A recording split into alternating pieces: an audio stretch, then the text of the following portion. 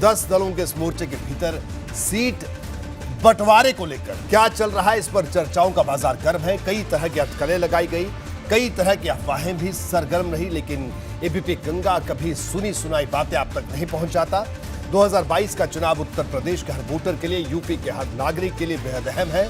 इसलिए जरूरी है कि चुनाव और सियासी घटनाक्रम से जुड़ी हर खबर उन तक सही ढंग से पहुंचे, सच्ची खबरें पहुंचे। एबीपी गंगा ने ओम प्रकाश राजभर की अगुवाई वाले इस मोर्चे के अंदर की कथित खींचतान की सच्चाई जानने के लिए सीधे उनसे संपर्क किया। हमने दो टूक पूछा कि आखिर मामला क्या है। एबीपी गंगा से बातचीत में आज सुबह में ओम प्रकाश राजभर ने साफ कर दिया कि सीट बंटवारे को लेकर उनके मोर्चे के भागीदार एआईएमआईएम से कोई मतभेद नहीं है। खुद राजभर को सुनिए। जो ये बयान चल रहा है ये गलत न्यूज़ है और ना तो ओवैसी जी की मायावती जी से कोई बात हुई है और ना तो उन्होंने मोर्चे में 100 सीट की बात किया है। स्थिति ये है कि माननीय ओवैसी जी ने साफ साफ कहा है कि हम मोर्चे में रहेंगे, अब मोर्चे में जो भी सीट हमको मिलेगी हम वो सीट में रहेंगे। ओम प्रकाश राजभर खुद हमारे साथ जुड़े हैं। ओम प्रकाश राजभर जी, आपका स्वागत है एबीपी गंगा में। जी ओम प्रकाश जी, आजकल आप आप लगातार सुर्खियों में हैं आजकल। तो आजकल यानी आप जिसे कहते हैं दीवारों पर, अखबारों पर और जमीन पर तो आप हमेशा से संघर्ष करते रहे, लेकिन आजकल दीवारों, अखबारों और टेलीविजन पे भी खूब छाए हुए ओम प्रकाश राजभर।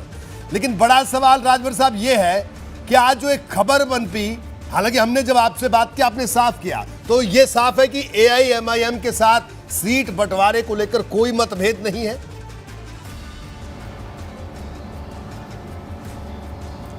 देखिए, एएमआईएम के प्रदेश अध्यक्ष शौकत अली जी ने एक बयान दिया अखबार में कि हम 100 सीट की तैयारी कर रहे हैं चुनाव लड़ने के लिए और हमारी पार्टी में हम आवेदन करा रहे हैं, जो लोग चुनाव लड़ना चाहे वो आवेदन करें।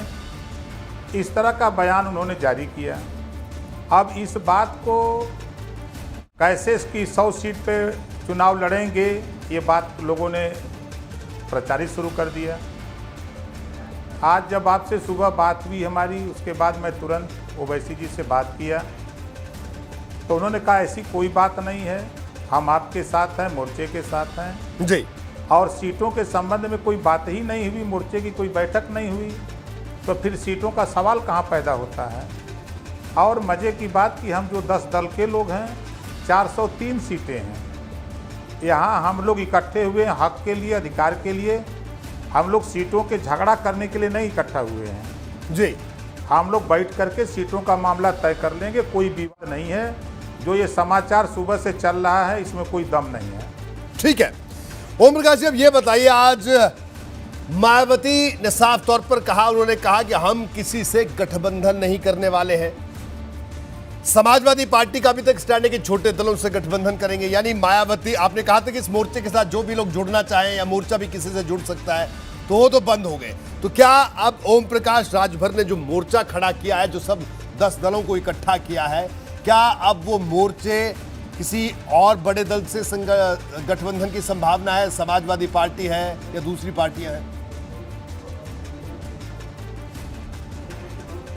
देखिए, आपने सवाल किया बहुजन समाज पार्टी का जी, तो बहुजन समाज पार्टी के तरफ से जो भी बयान आते हैं, आपने देखा कि पहली बार बीजेपी और बसपा का गठबंधन हुआ 6-6 महीने का, कि 6 महीने बसपा, 6 महीने सपा, और बसपा ने अपना 6 महीने कार्यकाल पूरा करके वादा नहीं निभाया जी।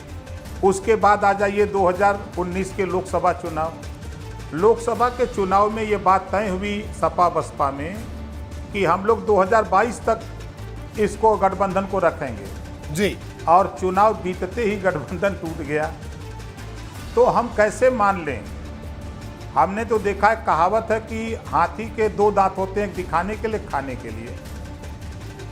तो उत्तर प्रदेश की सियासत जो है, उत्तर प्रदेश में आज के तारीख में आप ये देख लीजिए कि चाहे सपा हो, चाहे कांग्रेस हो, चाहे भाजपा हो, सारे दल छोटी पार्टियों के भरोसे अपनी नैया पार करना चाहते हैं। ये बयान आए दिन सुर्खियों में रहता। अभी आपने भी जिक्र किया कि समाजवादी पार्टी छोटे दलों से करना चाहती है। हमने बयान सुना कांग्रेस का भी, हमने सुना बसपा का, उनके भी नेताओं का भी सुना था जी। तो आज के तारीख में बड़े दलों से लोग समझौता क्यों नहीं करना चाहते हैं? इससे साफ जाहिर है कि बड़े दलों के पास वोट नहीं है। अब वोट अगर है तो छोटे दलों के पास वोट है। एक छोटे दल के लोग मिलकर के एक मोर्चा हम लोग बना लिए हैं। अब इस मोर्चे के पास आज के तारीख में जो अति पिछड़ा वोट है, अति पिछड़ा वोट आज के तारीख में 43% है उत्तर प्रदेश में, और 22% मुसलमान है जी। तो ये धीरे धीरे अपने हक के लिए इकट्ठा हो रहा है। ये भागीदारी संकल्प मोर्चा में हम लोग ये मन बनाए हैं कि उत्तर प्रदेश में घरेलू बिजली का बिल हम लोग 5 साल माफ करेंगे। सरकार बनती है भागीदारी संकल्प मोर्चा की। हम गरीबों का इलाज फ्री में करेंगे 5 साल। हम उत्तर प्रदेश में सामाजिक न्याय समिति की रिपोर्ट लागू करेंगे। बिल्कुल। हम उत्तर प्रदेश में अमन चैन चाहते हैं, भाईचारा चाहते हैं। बिल्कुल राजभर साहब, लेकिन मुसलमान एक नहीं, सवाल भारत मुझे पाकिस्तान नहीं, मैं राजभर मंदिर साहब मस्जिद यही का आपसे झगड़ा जानना नहीं। चाह रहा हूं कि क्या समाजवादी पार्टी से, बीजेपी से, कांग्रेस से, किसी से कोई गठबंधन होने का कोई विकल्प खुला है अभी या नहीं? क्योंकि बसपा ने तो खुद दरवाजे आज बंद कर दिए। बहन जी ने कह दिया अकेले चुनाव लड़ेंगे अपने दम पर। आप देखते जाइए आगे आगे खेल क्या होता है जी। और सवाल आपने किया बीजेपी से, तो बीजेपी डूबती हुई नैया है। चलिए ठीक है, वो भी दरवाजा बंद BJP को समझिए। तब याद आते हैं ये पिछड़े दलित। अब बची सपा और कांग्रेस, क्या इनसे गठबंधन हो सकता है? और वो हमारे साथ आना चाहे तो उनका स्वागत है, हमको कोई दिक्कत नहीं। आप उनके साथ नहीं जाएंगे? जब वो आएंगे तो साथ हो जाएंगे दोनों लोग ना। नहीं ओम प्रकाश भाई, देखिए आप राजनीति के बड़े खिलाड़ी हैं। मैं भी समझ रहा हूं जो मैं आपसे पूछ रहा हूं, और आप भी समझ रहे हैं मैं क्या पूछ रहा हूं कि आप उनके साथ जाएंगे या वो आपके साथ आएंगे, तो इसको क्लियर कर दीजिए। देखिए हमारा मोर्चा, फिर मैं कह रहा हूं, जिन मुद्दों को लेके हम लोग मोर्चा हमारा बना है, हमारे मोर्चे का दरवाजा खुला हुआ है। जो इसमें आना चाहे उसका स्वागत है। ठीक है। भारतीय जनता पार्टी को छोड़ के जी।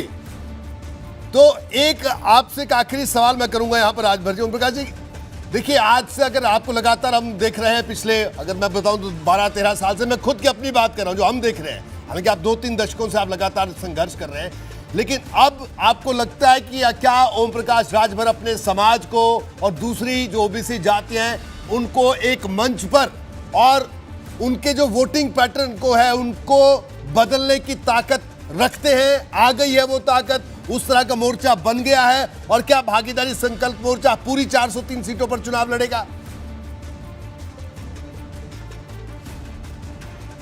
देखिए आपने देखा कि 14 साल भारतीय जनता पार्टी भटक रही थी नदी के किनारे की कोई नैया पार कर दी जी। 14 साल के बाद जब ओम प्रकाश राजभर और अनुप्रिया पटेल जी उनकी नैया पार करने के लिए तैयार हुए, तो उनकी नैया पार हुई और उत्तर प्रदेश में 17 में सरकार बनी जी। ये साफ जाहिर है कि हम लोगों ने अपना वोट उनको दिलवाया। अपने जो अति पिछड़ा और पिछड़ा वोट है उसको हम लोगों ने दिलवाया, जिसके वजह से सरकार बनी। और मजे की बात आपने देखा होगा कि बीजेपी ने भी एक दाव चला कि पिछड़े का चेहरा, जैसे केशव मौर्य को आगे किया कि पिछड़े का मुख्यमंत्री बनाएंगे, इससे पिछड़ों में और एक खुशी की बात आई कि चलिए एक पिछड़े समाज का अगर सीएम बनेगा तो हमारी लड़ाई या हमको हक मिलेगा। तो पिछड़े समाज के लोगों ने केशव मौर्य के नाम पे झूम के वोट दिया, जिसके वजह से 17 में सरकार भी बन गई जी। अब जब सरकार बन गई तो उत्तराखंड से ला करके मुख्यमंत्री बना दिया गया। अब पिछड़े समाज को ठेंगा दिखा दिया गया कि नहीं, तेरा अब काम नहीं। देखिए ओम प्रकाश राजभर साहब, महसूस कर ठीक रहे है हैं। ओम प्रकाश राजभर साहब, मैं यहाँ पर मैं आपको रोकूंगा क्योंकि